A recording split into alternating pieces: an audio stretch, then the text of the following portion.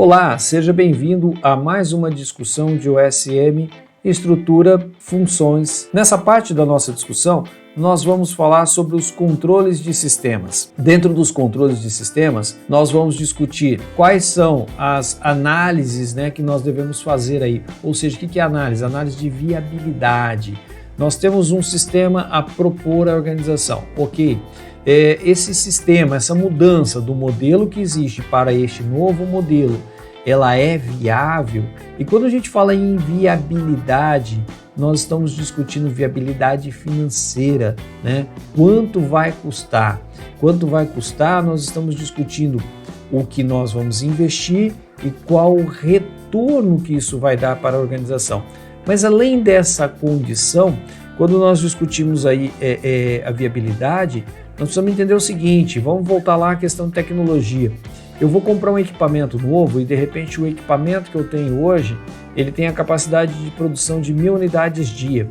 E agora eu quero comprar um equipamento novo, esse meu equipamento novo, ele tem uma capacidade de produção de 10.000 unidades dia. Pessoal, a primeira discussão que eu tenho a fazer é o seguinte, será que deve-se investir nesse equipamento? A viabilidade dele não é só pelo custo, não é só pelo valor de aquisição, mas também no seguinte, se eu mexer todo o meu processo, a gente vai conversar isso outras vezes aí dentro das nossas aulas, mas se eu mexer todo o meu processo colocando ali um equipamento que dê vazão de 10.000 unidades dia, será que, e se a gente estivesse pensando aqui em uma empresa que um único equipamento é utilizado pela empresa, então ela passaria de uma produtividade de 1.000 para 10.000 automaticamente, será que eu tenho vazão para esses produtos no mercado? Ou seja, hoje eu faço 1.000, consigo colocar no mercado 1.000. Será que se eu produzir 10.000 unidades, o mercado está disposto, ele está apto a consumir essas 10.000 unidades minhas? O meu mercado, ele tem condição de absorver isso? O meu pessoal de vendas está preparado para isso? Então essa é uma discussão que deve ser feita.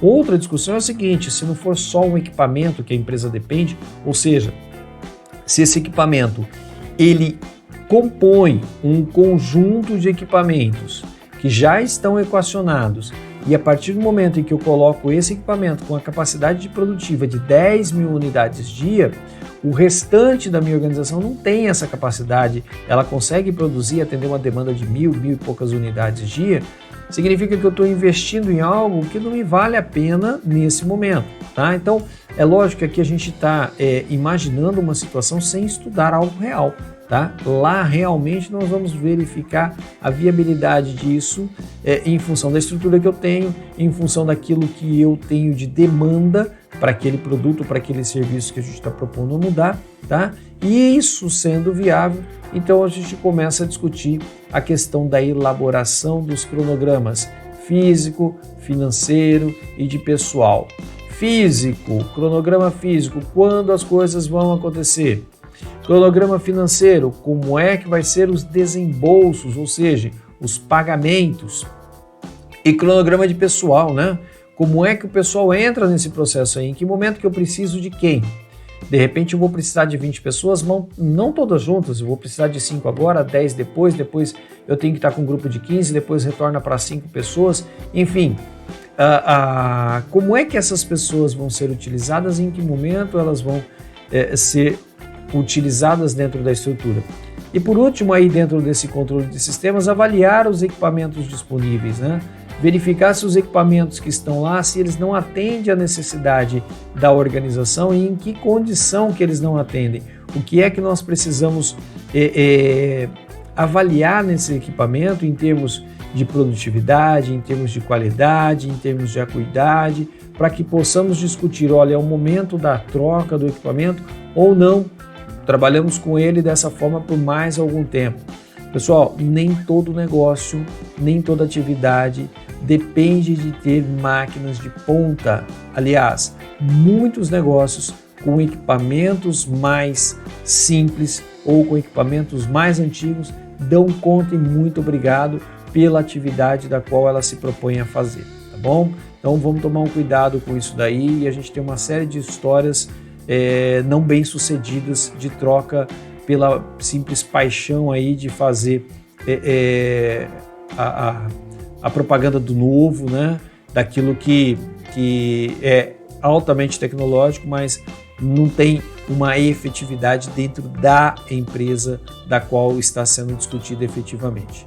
Bom, em termos de sistemas de informação, a área de organização de sistemas e métodos, muito próxima à área de sistemas de informação, tem que estar muito junto, tá? Muitas vezes o profissional de OSM senta com o profissional da área de sistemas de informação para discutir. E vai discutir o quê, Caldeira? Vai discutir isso aqui, ó. Análise e definição da amplitude dos níveis organizacionais contemplados. Ou seja, vamos analisar e vamos verificar quais são as áreas da empresa que vão receber aquele sistema, que vão ser contempladas pelo sistema. De repente eu não estou falando de um sistema que atende a empresa toda, mas parcialmente a empresa. E se eu estou discutindo isso, qual é a área, quais são os departamentos, quem são as funções que necessariamente precisam ter acesso à informação. E mais, né? A que tipo de informação? Por isso que aí a gente vem com a discussão, ó. Nós vamos definir qual é os dados que serão coletados, né? Então, a estruturação de dados. Que tipo de dado vai ser coletado e de que forma esse dado vai ser coletado? Qual o processo que nós vamos utilizar para a coleta desse dado? Inclusive, pessoal, aqui passa pela condição de, a coleta é manual, a coleta é informatizada, vai lá, preenche uma planilha ou faz a leitura de um código de barras e assim por diante. Segundo quesito, nós vamos discutir a estruturação das atividades. Como é que é a atividade desse sistema? Como é que ele se procede? Como é que se colhe o dado? Como é que esse dado é processado para que se transforme em informações? E aí, discutir quais são as informações importantes para que a gente possa gerar essa informação a partir da manipulação dos dados que foram colhidos. Veja, o maior problema que nós temos dentro das empresas não é coleta de dados, ou pior, não é a geração de dados, tá? Gera-se muito dado, colhe-se muitos dados. O maior problema que nós temos é esses dados que são colhidos precisam ser recuperados e precisam ser processados com foco em geração de informação, tá? Então, quando a gente fala nessa questão da geração de informação, primeiro eu preciso saber qual é o objetivo do gestor, que tipo de decisão ele quer tomar, qual é a necessidade específica dele, para poder saber que tipo de informação nós vamos trabalhar ali para atender aquela necessidade. Bom, e aí nós vamos discutir a questão de consultoria externa.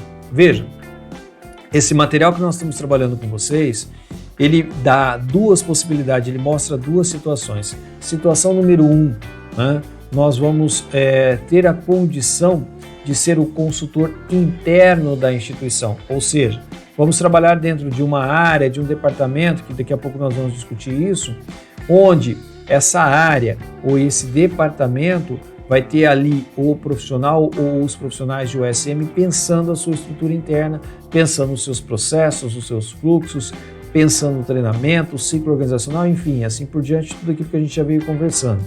Ou ainda, nós vamos olhar para a estrutura externa, ou seja, nós vamos contratar uma empresa de consultoria externa, uma empresa que venha nos atender, tá? Então, em termos de consultoria externa, o que a gente espera? Espera de uma empresa que faça o acompanhamento, né? Ou a participação dentro ali dos contratos da organização, ou seja, das áreas das quais nós contratamos. Então, nós vamos alocar a área de consultoria externa que normalmente é feita por um profissional de OSM, nem sempre, tá? Normalmente, mas nem sempre, por quê? Porque eu tenho consultorias de áreas completamente diferentes aí que podem ser demandadas, contábil, RH, finanças e assim sucessivamente, tá ok? Mas de uma forma geral, a área de consultoria externa, que é uma das funções que o OSM pode desenvolver e que vai então acompanhar ali o desenrolar de uma atividade, trazendo sugestões, trazendo soluções para ela. e controlar os serviços que são prestados dentro dessas áreas, tá? Então, dentro de consultoria externa, uma das opções nossas de trabalho. Pessoal, a partir daqui nós vamos discutir a estrutura básica de OSM. Então, aqui a gente retorna à condição de discutir OSM internamente, ou seja, a consultoria interna de OSM. Qual que é o objetivo aqui? O objetivo é entendermos em que lugar dentro do nosso organograma nós podemos encontrar a área de OSM. Então, olhando lá para o organograma da organização, nós vamos pensar assim, tá, eu coloco o OSM aí de que forma, de que jeito?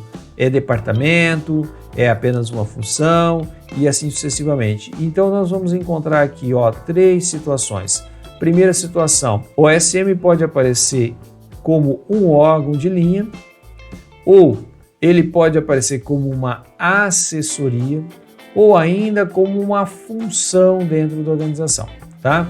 Então, no próximo conjunto aí de informações, de slides que nós vamos gravar a seguir, vem a informação de cada um deles, como é que elas funcionam. Fique com a gente e aproveite para estudar mais essa parte aí de OSM, discutindo bastante essa questão das funções de OSM.